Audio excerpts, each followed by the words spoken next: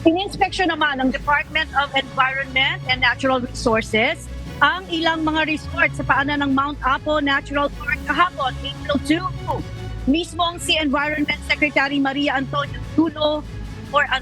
Yulo Loizaga ang nanguna sa inspeksyon kasama si Senator Ronald De La Rosa na tubong Santa Cruz, Davao del Sur at ilang mga opisyal. Isinagawa ang aktibidad matapos lumabas ang balitang may ilang umanong mga resort sa lugar ang nag-ooperate kahit kulang sa permit.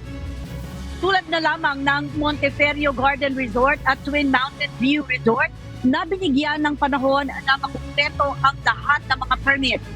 Ayon sa DENR, wala silang layon na isara ang mga ito kung katulong nila ang mga business owners sa pangangalaga sa kalikasan.